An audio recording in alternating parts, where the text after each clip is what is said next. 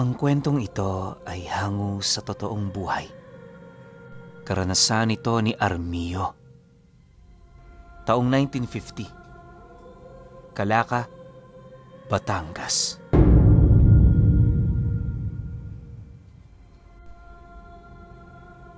Itong mga panahong ito, nasa edad 70 anyos na itong si Armio.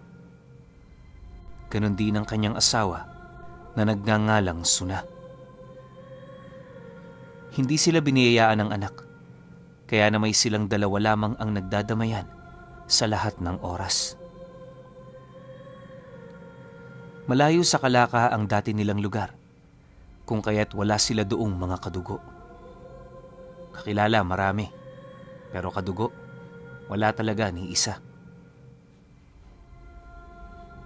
Ngunit kahit papaano, masaya naman sila, lalo na't tahimik ang kanilang pamumuhay doon. Nabubuhay silang mag-asawa sa mga gulay at mga mais na kanilang itinatanim. Kapag gipit at walang pambili ng bigas, dinurog na mais ang kanilang ipinapares sa ulam. Bibihira lang din sila noon kung makatikim ng karne, kaya na may nasanay na lamang sila sa kung anong meron sila. Kung walang gulay, asin sa mais, ayos na yon. Ang importante naman makaraos. Awa naman ng Diyos, sa kanilang pamumuhay hindi sila dinapuan ng mga kakaibang karamdaman sa katawan. Bagaman alam ng karamihan na albularyo itong si Armio, walang nangangahas doong magpagamot. Medyo naiilang kasi ang kanilang mga kababaryo sa kanyang asawa, gawa ng tuwing pumupunta ang mga ito sa bahay nila, una yung sasalubungin ni Suna. Makikipag-usap ito ng ilang minuto bago pa nito tawagin si Armio. Sa totoo lang wala namang problema sa ginagawa ni Suna. Yun nga lang, ang pakikipag-usap nito merong epekto sa kanilang mga kababaryo. Marami na rin ang nagtestigo ukol sa ginawa nitong pagbawi sa kakayahan ni Armio na magamot ang mga taong yon. Ayon sa iilan, sa oras na makalabas na sila sa bahay ng mag-asawa, pakiramdam nila gagaling na sila. Pero ilang araw lang, babalik na naman ang kanilang karamdaman na animoy mas malakas na ito kumpara sa dati nilang iniinda. Nang sinubukan nilang magpatingin sa ibang albularyo, doon nila napag-alaman na merong elementong sumusunod sa kanila. Sa katunayan, pinuno, hindi yun napaalis ng mga manggagamot na yon, sa halip kusang nilisan ng nilalang ang kanilang mga katawan. Magmula noon, bibihira na ang nagpapagamot kay Armio. Sabihin man nating mahusay siyang magpagaling, ngunit hindi yun ganun ka-epektibo. Papasapit na ang anihan sa kanilang lugar. Si Armio at si Suna, araw-araw nang bumibisita sa mga may-ari ng sakahan upang magpaalam kung pwede ba silang makapag-ani. Pero dahil sa medyo may katandaan na sila, lahat ito tumatanggi na. Hindi naman sa iyon ay madamot. Ang ayaw lang ng mga panauhing yon ay baka kung ano pa ang mangyari sa kanila sa oras ng trabaho. Nauunawaan naman yon nila Armio, kaya imbis na makipagtalo, pinipili na lamang nilang ngumiti, magpasalamat at tahimik na umalis. Sa loob ng isang linggong kakahanap, wala talagang kumuha sa kanila. Medyo nakakapanghinayang yon, lalo na't nasisiguro nilang 2 sako ng palay ang magiging parte nila kung sakali mang sila'y makapagtrabaho. Gayunpaman, wala silang nagawa kundi harapin ang realidad ng buhay. Sa pagsapit ng huling linggo bago sumapit ang anihan, naging abala naman sila Armio sa pagtatanim ng mga gulay sa likod ng kanilang bahay. Akala nila yun na lamang ang magagawa nila, pero Kinahapunan noong mismong araw na yon, meron silang nasipat na isang lalaki na nakatayo sa labas ng bakuran nila. Paulit-ulit nitong tinatawag ang kanyang pangalan, kaya na may napilitan na siyang yon ay kausapin. Sa pagdating niya sa lugar na yon, agad naman niyang nakilala ang lalaking yon bilang may-ari ng sakahan na minsan nilang nilapitan. Pagtitigan naman nilang dalawa, ngumiti lang naman yun sa kanya habang nagwiwika ng, Manoy Armillo, hindi na ho ako magpapaligoy-ligoy pa. Pwede bang makahingi ng tulong sa inyo? Yung kapatid ko kasi, mag-iisang buwan ang may lagnat. Hindi na namin alam kung anong gagawin namin sa kanya. Marami na rin kaming nilapitan, ngunit kayo na lang ang huli. Matapos naman itong makapagsalita, hindi pa man nakakasagot si Armillo, bigla namang sumingit ang asawa nitong si Suna. Gawa ng nasisiguro nito, kalat na sa lugar nila ang tungkol sa mga istoryang may kinalaman sa kanilang dalawa. Nang marinig naman yon ng lalaki, nagpumilit pa rin yung humingi ng tulong, kaya namay nagdesisyon na si Armillo na pagbigyan nito. Subalit, dahil sa kanyang sinabi, ipinagpilitan naman ng kanyang asawa na kung maaari mapagbigyan din sila sa pagnanais nilang makapag-ani. Dagdag pa nito na, sa panahong yon, hindi na libre ang lahat. Kung meron kang hangad, kailangan mo yung bayaran ng kapalit para naman hindi lang ikaw ang makinabang. Nang mailahad na yon ng kanyang asawa, agad naman yung pumasok sa loob ng bahay nila.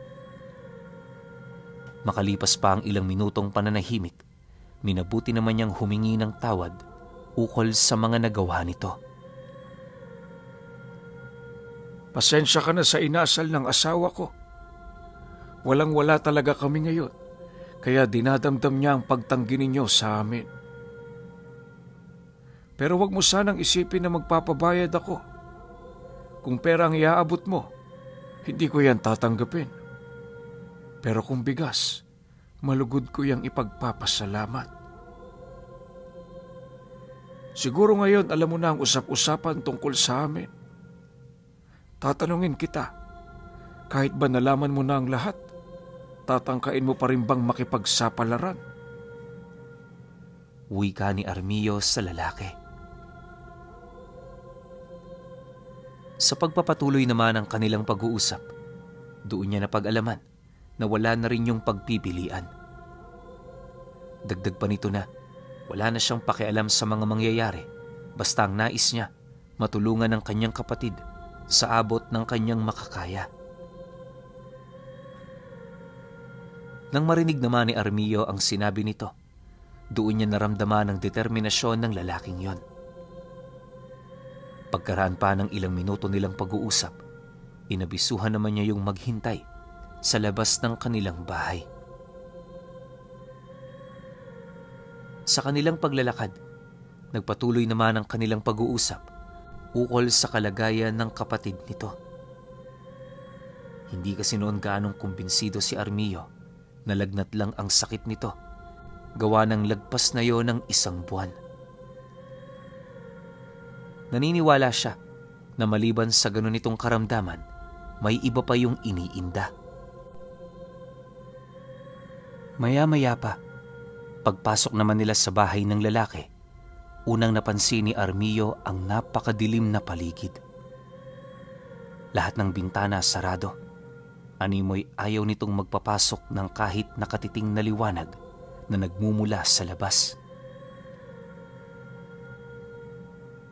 Pagtanong naman niya sa lalaki, napag-alaman naman niyang nagwawala ang kapatid nito tuwing nakakaaninag yon ng sikat ng araw.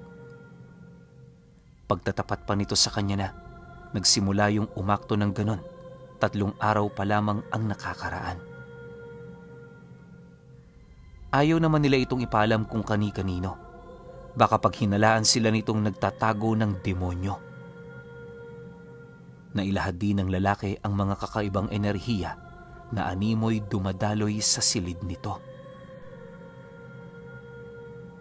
Matapos naman niyang marinig ang tungkol sa bagay na yon, tahimik naman silang lumapit sa silid. Hindi naglaon, nang marating na nila ito, sa pintuan pa lamang ng silid, may nasipat na siyang 2 kaluluwang nakaluhod sa magkabilaan nitong bahagi. Nakasuot ng luma at punit-punit na damit ang mga nilalang na yan, habang walang patid na tumutulo sa sahig ang mga dugo nilang nanggagaling sa tuhod. May kung ano ring binibigkas ang mga ito na para bang yon ay nananalangin. Maya-maya pa, nang akmang lalapitan na yon ni Armio, laking gulat na lamang niya nang biglang tumayo ang nilalang na yon, sabay pakita ng matatalas nitong mga pangil at kuko. Sa isang kisap mata, mabilis siya nitong sinagpangan sa ulo. Subalit, bago pa man yun makalapit sa kanya, nagawang maharang ni Suna ang pag-atake nito. Sa paglaho naman ng nilalang na yon, mabilis namang nawala sa kanilang harapan ang isa pa nitong kasama. Dahil sa mga nangyari, gulat namang napasilay si Armio sa kanyang asawa. Armio, huwag kang magpakakampante. Nasa lugar tayo ng kalaban. Pabulong na wika naman ni Suna sa kanya. Nang marinig naman ni Armio ang sinabi nito, agad naman niyang ipinagpatuloy ang kanyang paglalakad hanggang sa hindi naglaon, nakalapit na sila sa pinto ng silid na yon. Pagbukas nila nito, gulat naman siya nang masipat nila sa loob ang napakaraming mga kaluluwang nakayuko sa harapan ng higaan ng kanilang pasyente. Habang nakapikit ang mga mata nito, meron yung mga binabanggit na mga buhay na kataga na tila bang yon ang nagbibigay siga sa mga espiritual na kandilang nakapatong sa ulo nito. Ayon kay Armio na nakakapangilabot ang pakiramdam sa lugar na yon. Sa dami ng mga bulong na kanyang naririnig, hindi na niya mawari kung ano pa ang kanyang mga gagawin. Mabuti na lang, nasa tabi niya ang kanyang asawa na siya namang paulit-ulit na nagpapaalala sa kanya ukol sa mga gagawin nila. Kung hindi nyo kasi na itatanong, ang kakayahan ni Suna ay merong konting bahid ng kaliwa. Gamit ang kanyang mga kamay, kaya niyang magbigay ng sumpa sa kahit na sinong taong kinaayawan niya. May kakayahan din siyang tumawag ng mga elementong nasa kaliwa, gayon din ang mga nilalang na nasa kanan. Ayon pa kay Armio, na ang ginawa ng kanyang asawa para masalag ang pag-atake ng kaluluwang sumagpang sa kanya ay sa pamamagitan ng pag-utos nito sa isang nilalang na palaging nasa likod nito anumang oras at pagkakataon. Walang pangalan ang nilalang na yon. Subalit ayon kay Suna, yon ang ugat ng mga sumpang ginagamit niya. Kumbaga, ang kabuoang kakayahan niya sa kaliwa, doon ang gagaling.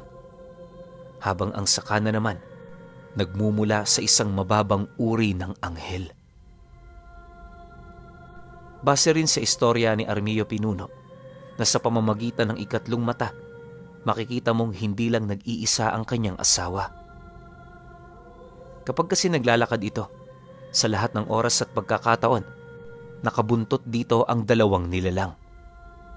Nakadepende na lang kay Suna kung ano ang gagamitin niyang kakayahan.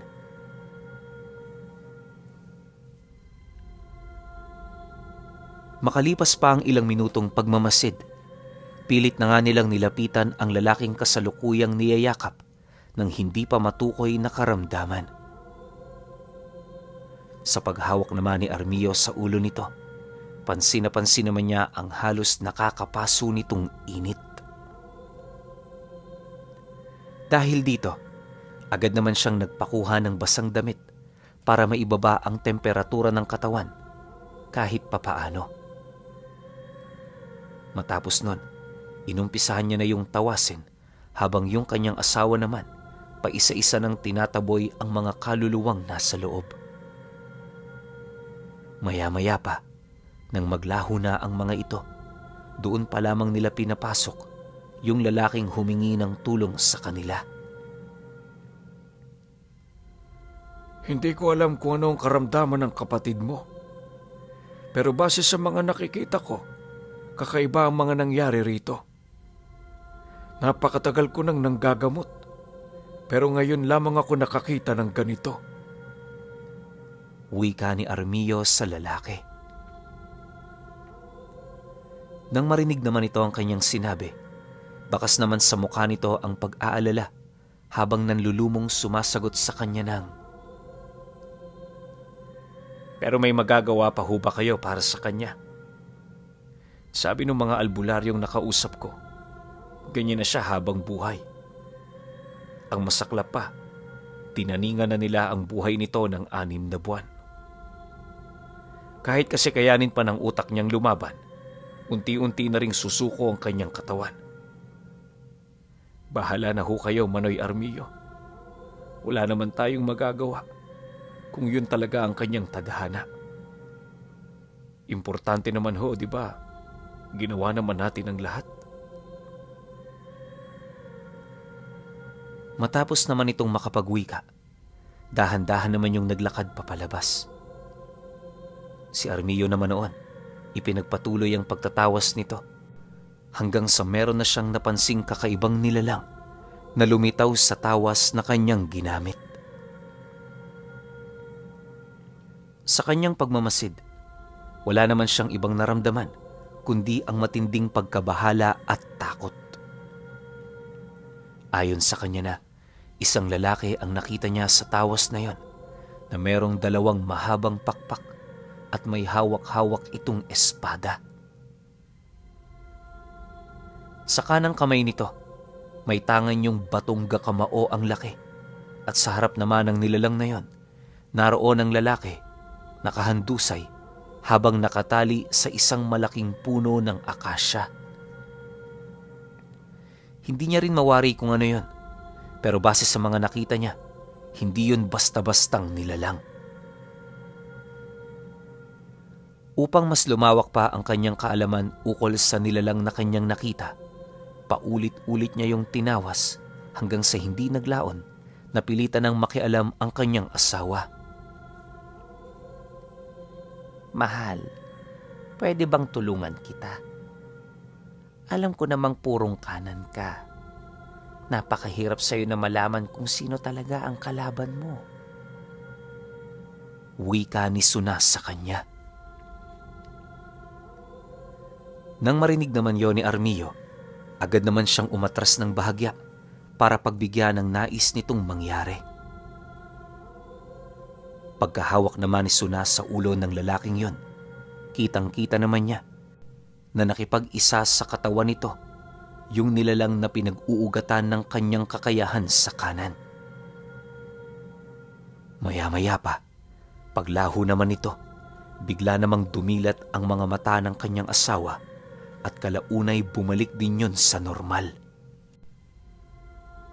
Matapos ang mga pangyayaring yan, minabuti naman nilang pagpahingahin na muna ang lalaki.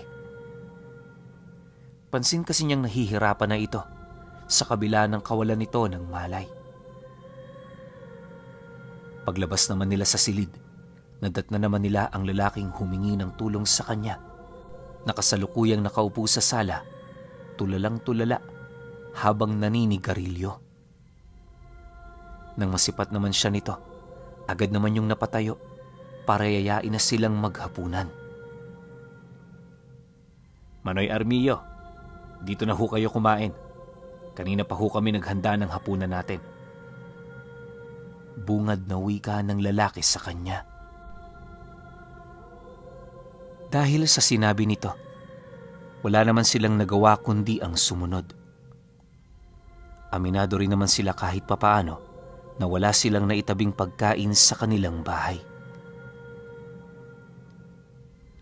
Habang sila'y kumakain, Inilahad naman ng lalaki sa kanila na kung maaari doon muna sila matulog. Dagdag pa nito na sagot na rin nila ang lahat ng pangangailangan nila Armio habang ginagamot ang kapatid nito.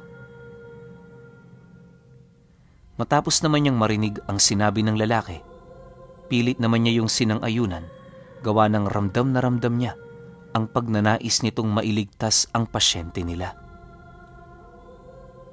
Sa paglalim pa ng gabi, habang nagpapahinga na ang karamihan sa bahay na yon, si Armio naman at ang kanyang asawa na natiling abala sa paghahanap ng lunas. Sa isip-isip kasi nila noon, kinakailangan nila itong mapagaling sa loob ng 2 araw, gawa ng marami pa silang gagawin. Hindi makakabuti para sa kanila na manatili sa bahay na yon, lalo pat maaaring akalain ng iilan nilang mga kababaryo na ang kanilang serbisyo ay nakadepende sa presyo. Sa pagtungtong naman ng hating gabi, merong natuklasang kakaiba itong si Suna. Habang hinihilot kasi nito ang katawan ng lalaki, meron yung narinig na isang huni na nanggagaling sa loob nito. Akala niya kung ano lang yon, kaya ang ginawa niya, inilapat niya sa tiyan nito ang kanyang tenga. Ilang segundo lang ang lumipas, laking gulat na lamang nito nang makarinig ito ng mahinang pintig na nagmumula sa tiyan ng lalaking yon. Hindi niya mawari pero pakiramdam niya, nagdadalang tao ito.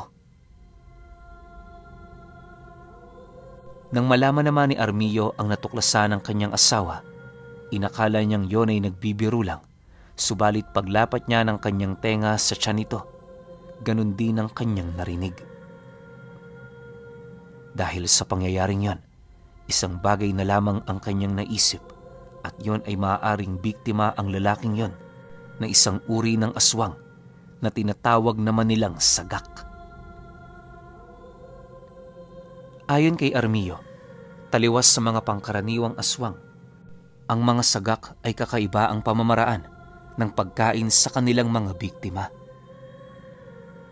Dahil sa laman loob ang kinakain ng mga ito, ang ginagawa nitong paraan para makain ang mga taong buhay pa ay ang sa pamamagitan ng pagpasok ng itlog ng palaka sa mga bunganga nito nang hindi nila nalalaman.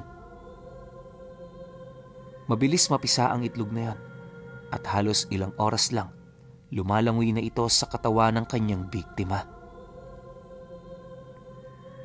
Araw lang din ang kanilang bubunuin bago yun tuluyang lumaki. Ang mas nakakatakot pa, habang nanginginain ang palakang yon, sakit sa ulo lamang ang mararamdaman ng biktima. Sa paglipas pa ng mga araw, lalalayo ng lalala hanggang sa mawala na yon ang kakayahan para kumilos at magsalita. Hindi lang yon, sa oras din na makain na ng palaka ang kabuuang sistema nito, doon pa lamang magsisimula ang miserable nitong buhay.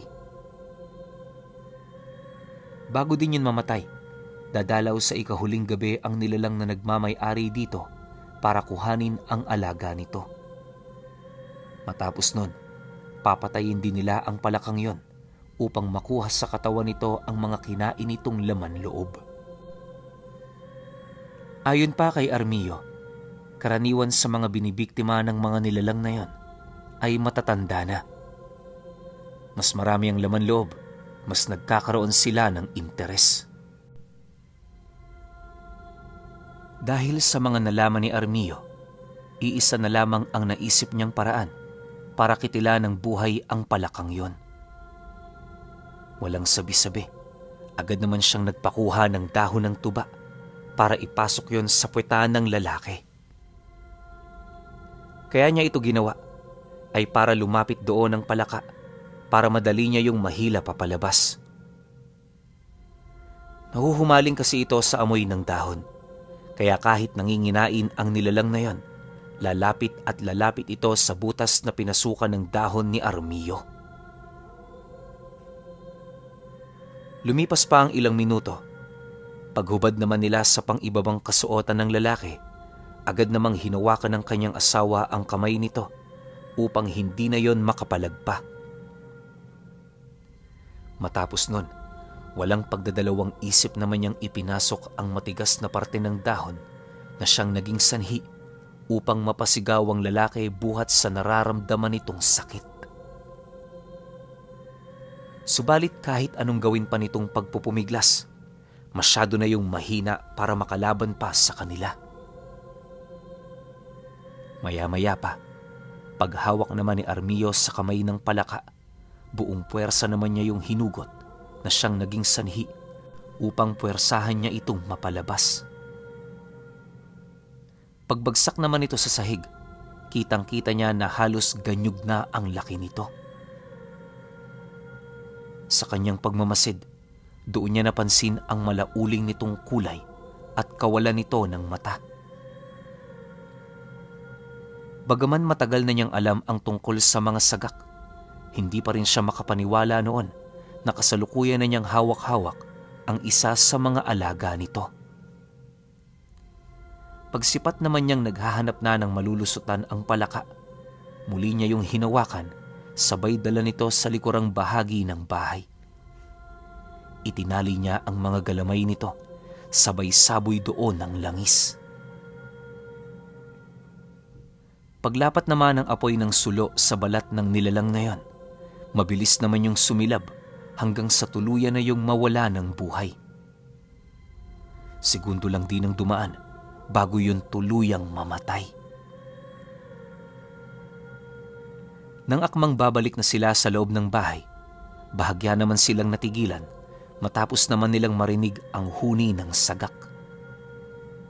Gayunpaman, hindi na nila ito pinansin sa kadahilan ng yon ang tipo ng mga aswang na hindi nakikipaglaban.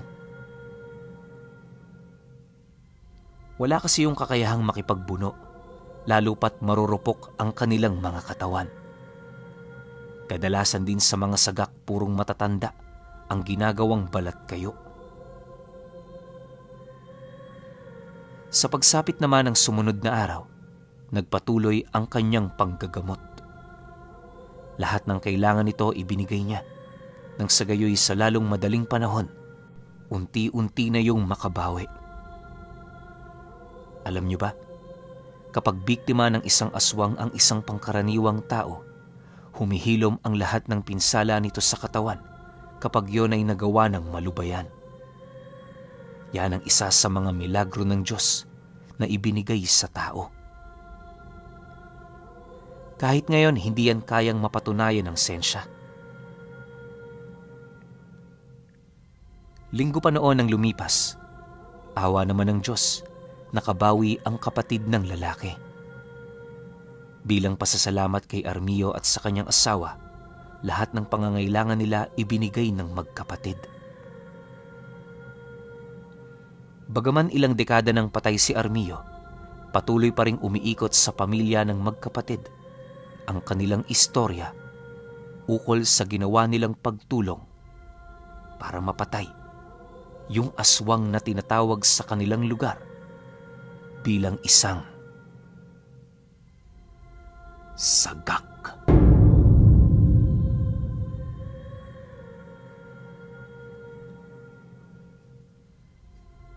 Okay. Opinyon ko sa kwento. Grabe to, no? Ngayon ko lang narinig to. Ngayon ko lang na-encounter tong lahi ng mga sagak. Gumagamit sila ng parang palaka, tapos pinapapasok nila sa sistema ng tao. Tapos yun yung kakain. Tapos lahat ng kakainin ng palaka na yun, mapupunta sa kanila. Grabe, parang out of this world na naman tong kwento na to, pero sobrang solido. Lalo na si Suna. Alam nyo ako, sobra ako nagkaroon ng interest kay Suna. Parang kaya niyang gumamit ng kanan, kaya niyang gumamit ng kaliwa. Hindi kaya isa siyang higlikas. Pwede, di ba? Kaso, parang sa sitwasyon ni Suna, lamang yung kaliwa eh. Well, alam naman natin na may mga ganong klase ng higlikas na minsan lamang yung kanan, minsan lamang yung kaliwa. Diba? Pero yun nga, ang hindi ko lang maintindihan kung bakit may mga tao tong ayaw pagalingin. Kasi diba, kung mapapansin nyo yung takbo ng kwento, may mga tao sa kanilang lugar na kinakausap ni Suna bago gamutin ni Armio. Tapos palalabasin lang na gagaling yung sakit mo pero ibabalik yun ni Suna ng ×2 o mas malala pa. Ano kaya yung dahilan niya, no? Pwedeng ayaw niya lang sa tao na yon o ayaw niyang maraming nakakausap tong asawa niya. Doon lang ako medyo nalito. Pero alam ko meron tong malalim na dahilan kung bakit niya yung ginagawa. Hindi na lang siguro nabanggit sa kwento. Oh, teka lang. Baka akala niyo one hit to ha. Meron pa tayo next story. 3, 2, 1, pasok. Ang kwentong ito ay hango sa totoong buhay. Karanasan nito ni Tandol. Taong 1949. Apalit, Pampanga.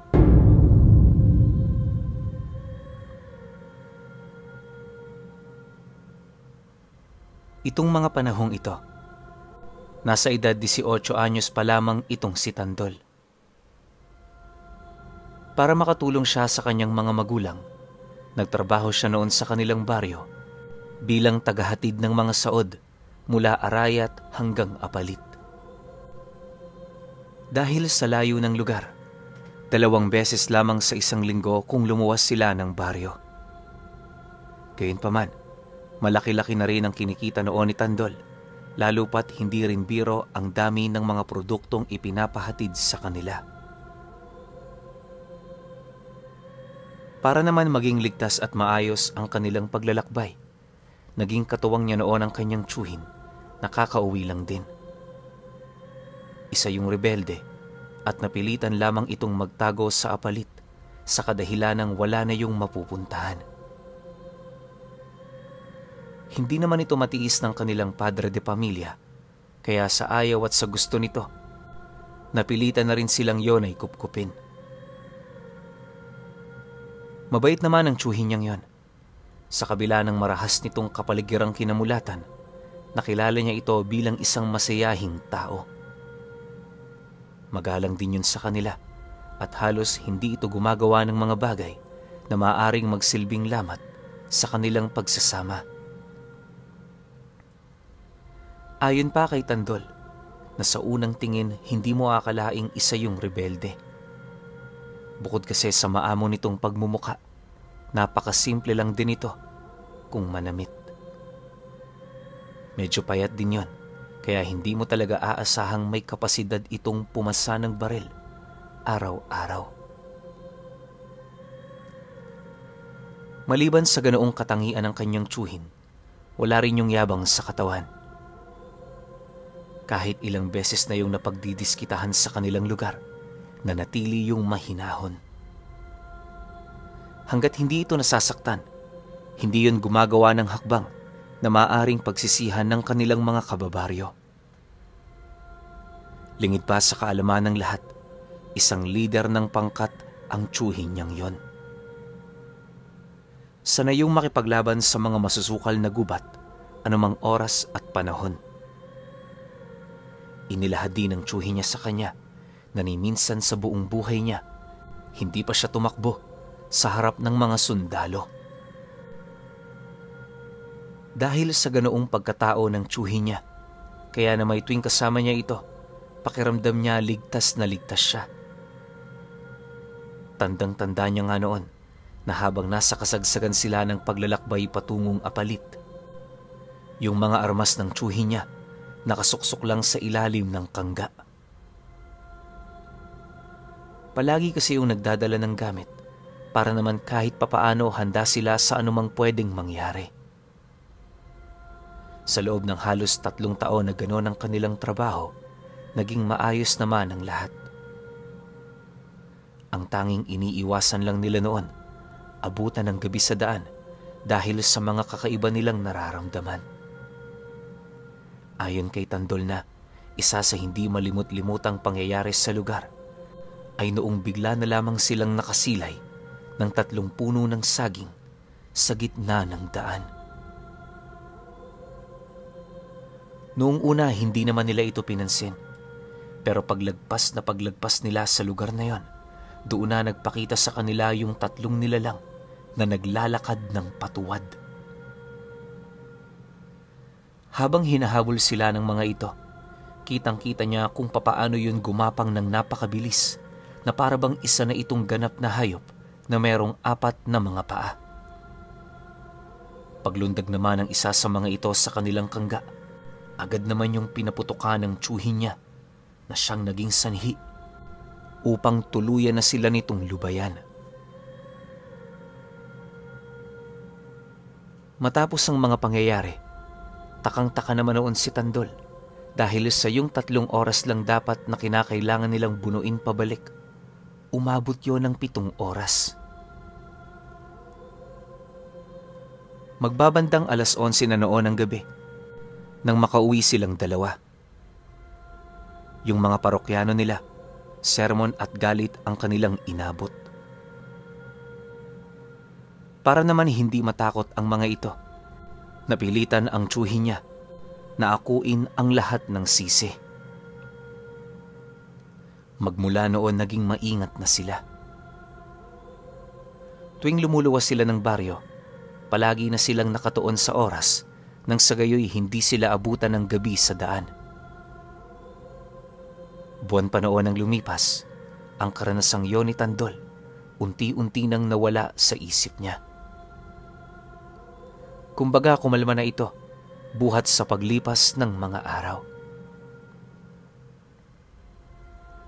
Dahil sa ganoong estado, muli na namang bumalik ang kanyang lakas ng loob na magpaabot ng hapon sa daan kapag kumukuha sila ng saod. Subalit, dahil sa mga paalala noon ng tiyuhin niya, paminsan-minsan na lang nila itong nagagawa. 2 linggo bago sumapit ang buwan ng Nobyembre, halos 4 na beses na sila sa 1 linggo kung lumuwas. Marami kasi noong ipinapabili ang kanilang mga kababaryo bilang paghahanda sa paparating na pista ng mga patay. Noong una medyo ayos pa para sa kanila ang ganoong trabaho, pero ilang buwan pa ang lumipas, doon na nila unti-unting naramdaman ng pagod dahil sa buong araw na pagsakay sa likod ng kalabaw. Yung mga alaga din nilang hayop halos ramdam na nila ang pagod na parabang napipilitan na lamang yung sumunod. Dahil dito, agad namang humanap ng paraan ang kanyang ama para makatulong. Upang hindi na sila gaanong mahirapan, pansamantala iniwan nito ang bukid na kanilang pinagsasakahan. Ang ginawa nito sumama sa kanila para merong maging katuwang itong si Tandol at tiyuhin niya. Nang mapag-alaman naman niya ang pasya ng kanyang ama, kahit papaano natuwa naman siya, gawa ng alam niya sa kanyang sarili na magiging masigla ang pagluwas nila. Isang hapon, habang binabagtas nila ang daan papauwi, naging maayos naman ang lahat. Paglabas nila noon sa arayat, dali-dali naman nilang tinahak ang daan, patungong Apalit. Ayon kay Tandol, na noong mga panahong yon, meron silang mga daanang kinakailangang ikutan dahil sa mga malalalim nitong uka. Kadalasan yun ang nagpapatagal sa kanila at nagbibigay pahirap sa mga ginagawa nila.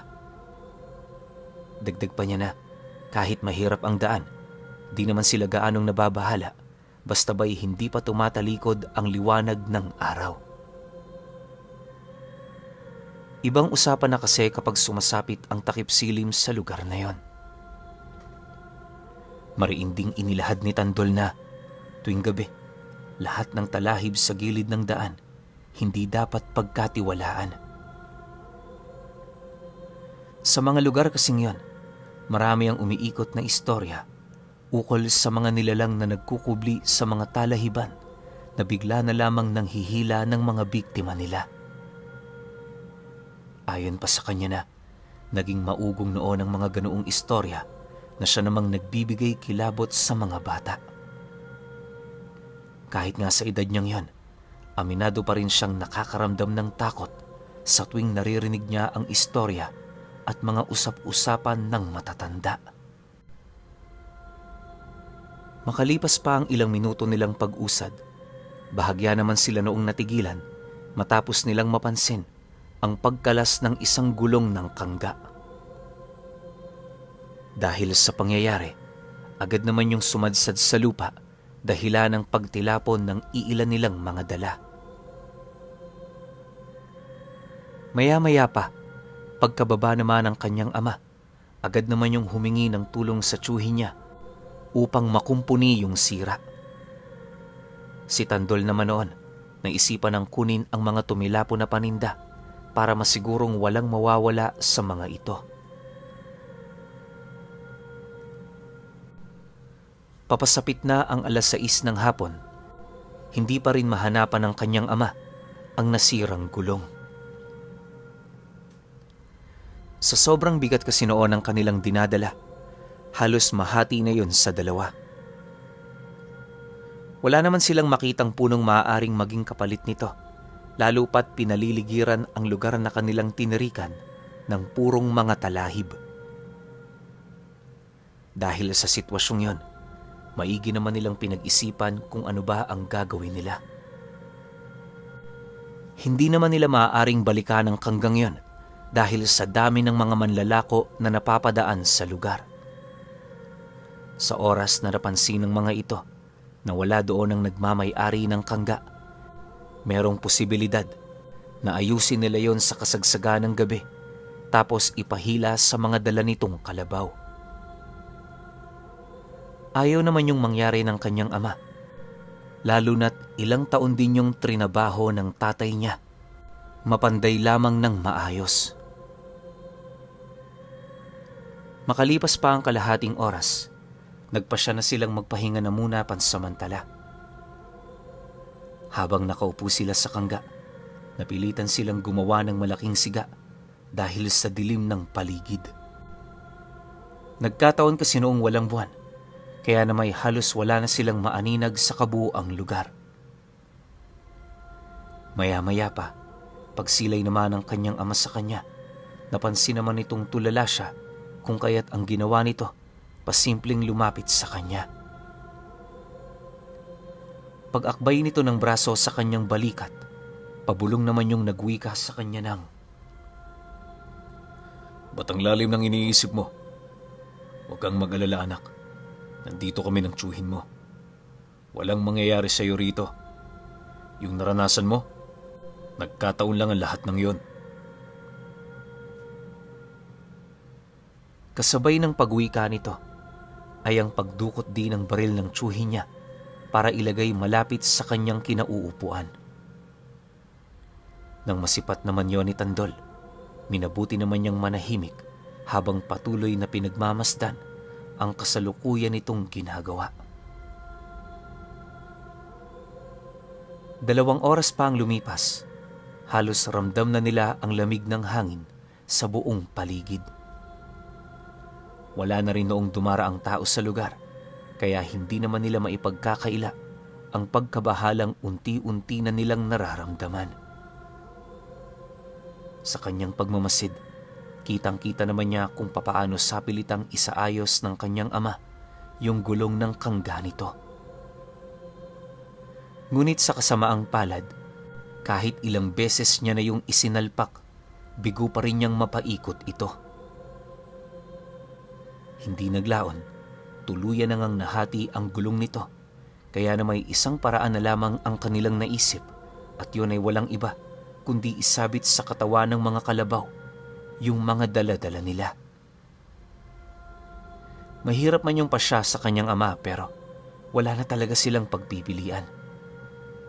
Hindi na sila maaaring magpaabot pa doon ng hating gabi, gawa ng yung nanay niya na sisiguro nitong kanina pang naghihintay sa kanila. Maya-maya pa, nang maisabit na nila ang lahat ng kanilang pinamili, agad naman nilang nilisan ang lugar na yon. Subalit, ilang metro pa lamang noon ang layo nila sa sirang kangga, doon na bumungad sa kanila yung 2 matandang naglalakad na merong kasamang isang bata. Habang tinatahak ng mga ito ang daan, gulat na gulat naman noon si Tandol sa kadahilan ng kahit isang maliit na gasera wala yung daladala. Nang ilang metro na lang ang pagitan nila, doon na niya tuluyang nakita ang halos hindi maipintang pagmumuka ng mga nilalang na yon. Maliban sa mga lumuluwa nitong mga mata, napakalaki rin ang bunganga ng mga ito, kung saan doon nila nasilayan ang mga matatalas nitong pangil na nakausli. Panay din ang pagtulo ng napakaitim nitong laway na parabang meron yung dinadalang sakit. Paglagpas naman nila sa mga ito, bahagya naman sila noong napatigil matapos nilang marinig ang paghagikgik ng matandang lalaki. Pagbaling naman ang kanilang paningin mula sa kinaroroonan ng mga ito, kitang-kita nila ang mabilis nitong pagpalit anyo. Sa isang kisap mata, bigla naman nilang nasipat ang mabilis na pagtubo ng malalapad nitong mga pakpak. Paghawak naman ng nilalang na yon sa lupa, naglalaway naman yung umangil habang nanlilisik ang mga mata nitong nakatitig sa kanila. Pagsilay naman nilang lulundag na yon, napilitan na silang bumaba sa kalabaw para umilag sa pag-atake nito. Nang masipat naman ng tatlong nilalang ang kanilang ginawa, mabilis naman sila nitong hinabol hanggang sa dumating ang puntong napagbalingan na ng mga ito ang mga kalabaw na kanilang naiwan. Paisa-isa nitong sinagpanga ng walang kalaban-labang mga hayop hanggang sa tuluyan na yung bawian ng buhay. Pagsilay naman doon ang kanyang ama, agad namang nawala ang takot na nararamdaman nito sa halip na palitan niyo ng matinding galit. Yung mga kalabaw kasing ginagamit nila sa pagpapasaod, marami pa yung tulong na naibigay sa kanila sa bukid. Hindi lang yon, itinuring na rin yung anak ng kanyang ama, gawa ng mula nang maipanganak ang mga kalabaw, ang ama na niya ang nagpalaki sa mga ito. Walang sabi-sabi, agad naman itong hinugot ang armas ng tiyuhin niya, kung saan walang habas nitong pinaputukan ng mga nilalang. Pagsilay naman ng mga ito sa ginawa ng kanyang ama, mabilis naman yung kumaripas ng takbo patungo sa looban ng talahiban. Akala nila tatakas na ang mga nilalang na yan. Pero nang mawala ng bala ang mga baril nilang dala, muli na naman yung nagpakita. Sa puntong yon, pilit na sila nitong sinukol hanggang sa hindi naglaon, napilitan ng gumawa ng paraan ng tiyuhin niya. Pagramdam naman itong papasugod na ang mga nilalang, agad naman yung dumukot ng buhangin sa lupa, umihip doon ng tatlong buhay na salita na siya namang ibinato nito sa batang aswang na kasakasama ng dalawang matanda. Pagtama ng buhangin yun sa noo ng nilalang, agad naman yung nawala ng malay. Dahil sa pangyayari, yung dalawang aswang na papasugod na sa kanila, bigla na lamang napatigil para puntahan ang anak nito. Subalit bago pa man nila yun magawa, mariin naman silang inabisuhan ng tiyuhin ni Tandol na wala doong magbabago. Paalisin niyo kami rito ng payapa. Hindi ko yan gagawa ng masama. Wika ng tiyuhin niya sa mga nilalang. Dahil sa kanyang sinabi, agad namang nagpalit anyo ang matandang lalaki habang nanlilisik naman ang mga mata nitong nakatitig sa kanya. Pagkakuha naman ng matanda ng anak nito, bigla naman yung umangil habang sumasagot ng, "Sige, payag ako. Siguraduhin mo lang na totoo yung sinasabi mo. Sa oras na malaman kong niloloko mo kami, hindi lang buhay mo ang aming kukunin." Nang marinig naman ng tiyuhin niya ang sinabi ng matanda, tumawa lang naman ito na parabang nang iinsulto. Matapos naman ang kanilang pag-uusap, agad naman yung lumapit sa bangkay ng kanilang mga kalabaw. Binulungan ito ng 10 buhay na salita na parabang meron yun doong gagawin. Akala ni Tandol kukuhanin lang ng tiyuhin niya ang mga naiwan nila doong gamit, pero paghawak nito sa ulo ng kalabaw, laking gulat na lamang niya nang masipat niyang dahan-dahan na yung tumatayo. Kahit naliligo na ito sa sarili nitong dugo, nagawa pa rin itong masunod ang nais mangyari ng tiyuhin niya. Ayon pa sa kanya na, sa estado ng mga alaga nila, nasisiguro niyang wala na talaga yung buhay. Isipin niyo na lang, bukod sa 5 malalalim na saksak na tinamo nito, wakwak na din ang kanilang mga puwak at halos lumabas na sa kanilang mga tiyan ang mga nagsisilakihan nilang bituka. Dahil sa pangyayaring yon, wala namang ibang naramdaman si Tandol kundi ang matinding takot para sa kanilang mga pumanaw na alaga. Gayunpaman, pinilit niya pa rin doong sumakay nang sa gayoy ligtas silang makauwi sa kanilang lugar.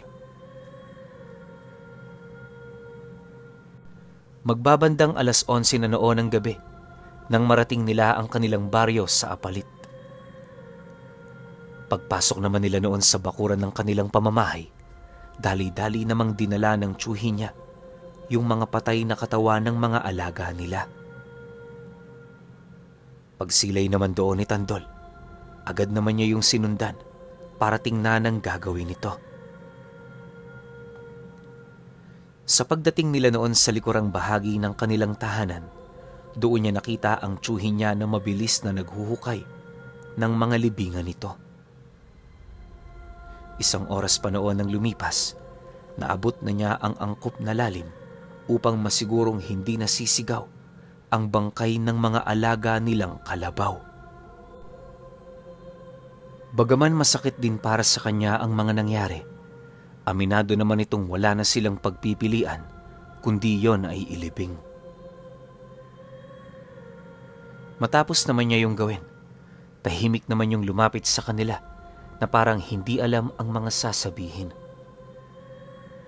Pagsilay naman doon ni Tandol, pabulong naman niya yung tinanong ukol sa mga nangyari. Nang marinig naman yon ang kanyang tiyuhin, napilitan na yung ilahad ang tungkol sa mga karga nito. Pero bago naman nila pag-usapan ang tungkol doon, niyaya muna sila nitong pumasok sa loob dahil sa dami ng mga nararamdaman nitong nilalang na nakikinig. Maya-maya pa, nang makaupo na sila noon sa sala, agad naman itong inilahad ang tungkol sa karga nitong tinatawag niyang kalansay ng Birhen. Taliwas sa mga kargang alam natin, aminado naman ang tiyuhin niya na kapangyarihan ng kaliwa ang kanyang dinadala. Subalit, dahil sa mga iba pa niyang mutya, nagagawa niyang mabalanse ang bisa nito. Dagdag pa nito na kapag mga pangkaraniwang tao at hayop ang namamatay, mga buhay na salita lamang ang kanyang ginagamit. Subalit kapag mga antingero o mga aswang na ang kanyang mga nakakalaban, ginagamitan niya yon ng kakayahan na ipinapadaan naman niya sa mga bala at mga bagay na maaari niyang ilapat sa mga balat nito. Sa oras kasi na lumapat ang batong hinawakan niya sa balat ng kanyang kalaban, para na rin niyang nahawakan ang mismong kaluluwa nito. Siya na ang magpapasya kung agad niyang kukunin ang buhay nito o paglalaroan niya pa yon ng ilang araw. Pagtatapat pa ng tiyuhin niya na ang abilidad na yon ay dahil sa pinagsamang kakayahan ng kalansay ng Birhen at ng mutya ng kalumpang. Isang napakagandang kombinasyon ng mutya para sa hangaring mapaglaruan ang bawat kaluluwa ng mga nilalang na umiikot sa mundo. Sa pagpapatuloy naman ng kanilang pag-uusap, ibinahagi ng tiyuhin niya na isa yon sa mga pamamaraan nito kung bakit hindi sila matalo-talo ng mga sundalo. Yun din ang nag-iisang dahilan kung bakit buong buhay niya hindi niya pa nararanasang tumakbo. Kapag kasi nasusukol na sila, ginagamit niya ang lahat ng katawan ng mga namatay sa pakikipaglaban para lumaban sa kanyang panig. Dahil sa ganoong taktika, napipilitang umatras ang mga kalaban nila kahit lamang yon sa inkwentro. Ayon pa sa tiyuhin ni Tandol, na wala na silang dapat pang alalahanin dahil habang nag-uusap sila, pinapatay na ng anak ng 2 aswang ang mga magulang nito. Kinabukasan, nabalitaan na lamang nila sa Karatig Baryo ang tungkol sa pagkamatay ng isang pamilya. Binubuo yun ng 3 anak tapos 2 matandang nasa edad 80 na. Base sa salaysay ng mga nakakita rito, napansin nilang bukas ang pinto ng bahay na yon, kaya pinuntahan nila. Pagpasok nila sa loob, doon bumungad sa kanila ang 4 na bangkay na nakabitin sa mismong pundasyon ng bahay. Sa ilalim ng mga ito, nakita nila ang isang batang babae na nakahandusay. Wala na rin yung buhay at sa estado nito, parang kagabi lang yun namatay. Dahil sa pangyayaring yon, nabuhay ang istorya ukol sa taong pumapasok tuwing gabi para pumatay. Halos inabot din ng ilang buwang nabuhay noon sa takot ang kanilang mga kababaryo hanggang sa hindi naglaon, biglang nawala ang kwento na merong kaugnayan sa bagay na yon. Magmula kasi noong natagpo ang patay ang pamilyang yon, hindi na ito nasundan pa. Sa paglipas pa ng mga buwan, nagdesisyon na silang tumigil sa ganoong trabaho. Gustuhin man kasi nilang ipagpatuloy ito, wala na silang magagamit na hayop na maaari nilang maging katuwang sa negosyo. Para naman makabawi, minabuti na lamang nilang ipagpatuloy ang kanilang pagsasaka nang sa gayoy magkaroon sila ng maraming ani sa kalahating buwan ng taon. Alam niyo, Pinuno, akala noon ni Tandol, magtutuloy-tuloy na ang ganoon nilang sitwasyon. Pero 3 taon pa noon nang lumipas, nagpaalam na rin sa kanilang aalis yung tiyuhin niya. Paglisan nito sa bahay nila, hindi niya na yon nakita pa. Hanggang sa namatay na lang itong si Tandol, paulit-ulit niyang naging bukang bibig ang istorya nila ng tiyuhin niya at ang tinatangan nitong mutya ng kalansay ng Birhen.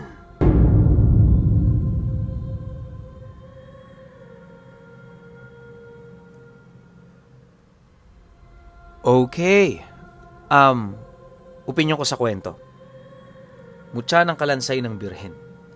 Para lang sa kalaman yung lahat, hindi talaga to yung kalansay ng Birhen na kilala natin. Yun lang yung bansag sa kanya. Kasi alam ko, sa pagkakaalam ko, pangalawa o pangatlong beses ko lang narinig yung tungkol sa mutya na to eh. Isa to sa mga pinakamahihirap kuning mutya. Kasi bukod sa, yun nga, mahal na araw mo siya kukunin, katakatakot na demonyo yung pwede mong makalaban dito. Tapos yung parang abilidad niya na nakakapagpa-resurrect o yung nabubuhay yung isang, kaya niyang bumuhay ng hayop o tao, sobrang bihira nun. Nakalimutan ko lang kasi kung saan probinsya ko to narinig eh. Pero may isang matanda ron, panahon pa ng kopong-kopong, share ko lang ng konti. Mga 1930s yun, parang Bicol banda. Basta dyan sa South lang, Bicol o Samar, basta dun siya eh. Ito yung ginagawa niyang negosyo nun. Pero ang naging balik nito sa kanya, yung mga binubuhay niya, walang kaluluwa yun. Lahat ng mga kaluluwa ng binuhay niya, gabi-gabi siyang binabangungot hanggang sa nagpakamatay yung manggagamot na yun. Sobrang mahal at sobrang laki niya maningil noon. Pero ang ending, parang siya pa yung pumatay sa sarili niyang buhay. Parang siya pa yung tumapos sa sarili niyang buhay. Maganda sana yung kwento na yun eh. Kaso nga lang kasi pag naglalapag tayo dito sa pinuno ng ibang kwento na hindi tungkol sa aswang, wala masyadong nakikinig. So parang nasasayang lang yung effort natin. Pero yung kwento na yun nga, tungkol sa ganito, yung mutya ng kalansay ng Birhen. Hindi ko lang alam kung starfish yan ha, yung alam naman natin yung isda na tinuyo Alam ko nakikita nyo yun sa Quiapo maraming ganun Pero ito ibang klase to kasi yung starfish na yun parang sa mahal na araw mo lang makikita, tapos sa gilid siya ng dagat pero kumpulang mga demonyo yung makakasagupa mo. Yun yung pinaka-dulong kaalaman ko na rito sa tinatawag nilang mutya ng kalansay ng birhen. Isa pa lang yun. Maraming klase yan. Hindi ko alam kung tama rin ako ng sinasabi kung ito ba yung sa starfish na nakukuha o sa iba pang hayop o halaman. Pero yun nga, pinaka nakakatakot to na gamit ng kaliwa kasi kaya nitong bumuhay pero walang kaluluwa. Isipin nyo na lang yun. Diba? Maganda sanang ilapag yun kaso hihina yung manonood sa atin Pero kayo, kung may opinion kayo sa dalawang kwentong ito, comment nyo lang sa baba. Yun lang. Hanggang sa susunod na kwento. Salamat.